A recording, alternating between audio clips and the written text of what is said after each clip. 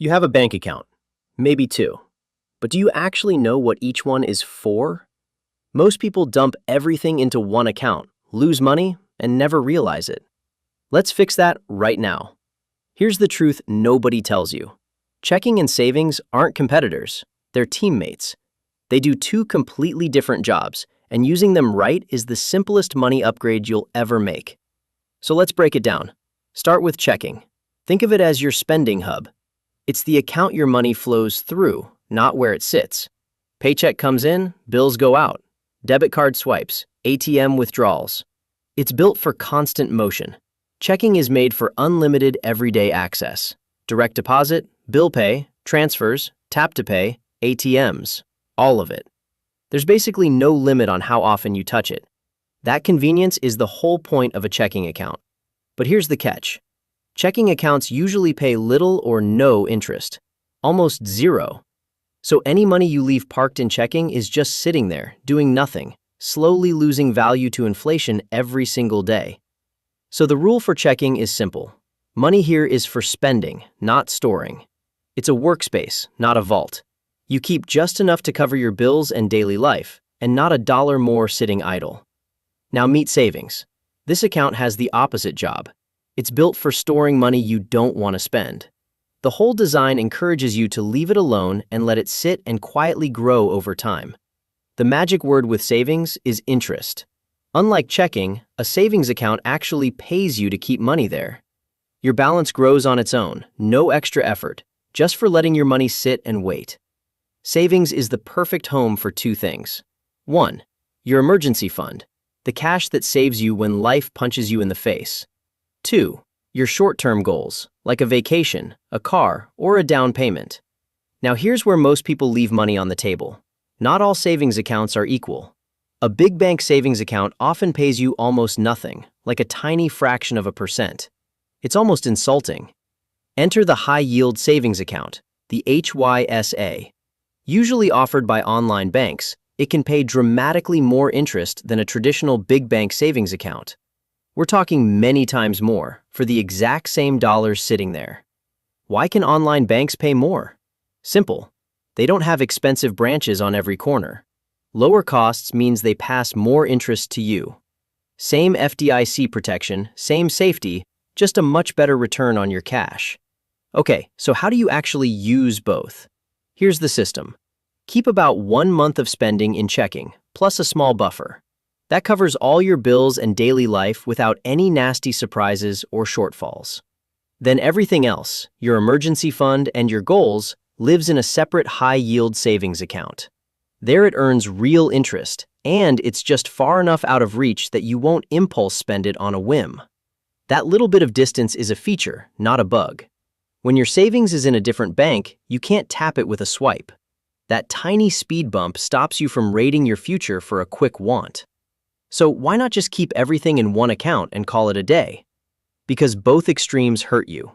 Too much money in checking earns nothing, and it's way too easy to accidentally spend money you meant to keep. But go the other way and keep too little in checking, and you're playing with fire. A bill hits, the balance is short, and boom, you get hit with overdraft fees and bounced payments. Both directions cost you. Splitting them solves both problems at once. Checking holds exactly what you need to spend. Savings holds what you need to grow and protect. Your money is growing, and it's psychologically separated, so you actually leave it alone. Now let's talk about the silent thieves, fees. Banks love to nickel and dime you, and these charges can quietly drain real money from your accounts every month if you're not paying close attention to them. Watch for monthly maintenance fees, just a charge for having the account. Then minimum balance requirements that punish you if your balance dips too low. Both are completely avoidable if you pick the right bank from the start.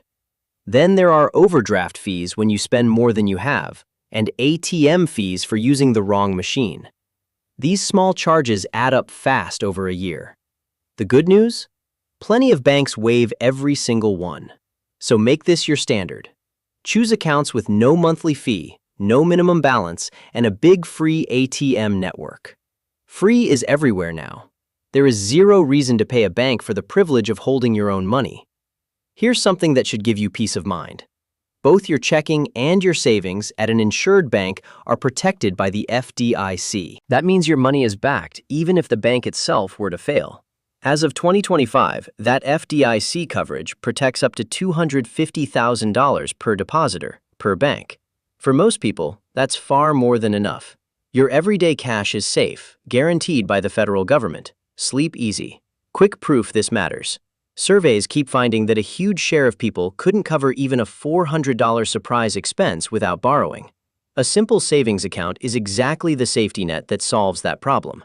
So how do you make saving actually happen, even when willpower fails? You don't rely on willpower at all. You automate it.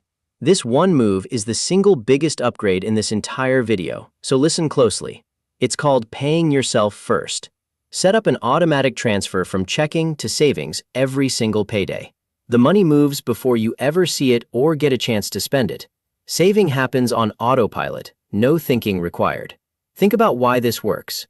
Most people try to save whatever's left at the end of the month, but there's never anything left. Flip it. Save first, then spend what remains. That tiny reversal changes everything over time. Let's turn this into action. Step 1. This week, open a high-yield savings account at a reputable online bank. It takes about 10 minutes from your couch, and it instantly starts earning you more on your money. Step 2. Figure out roughly 1 month of spending and keep that, plus a small cushion, in checking.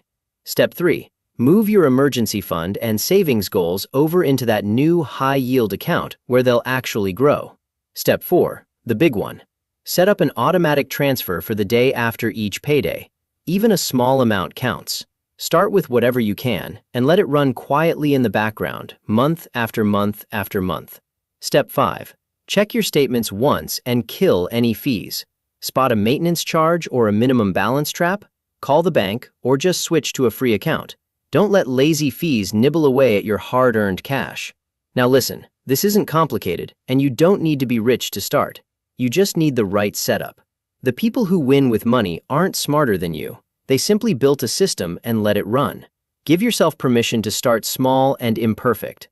$5 a payday beats $0 forever. The point isn't the amount today, it's building the habit and the structure. The amount grows naturally as you do. Let's lock it in.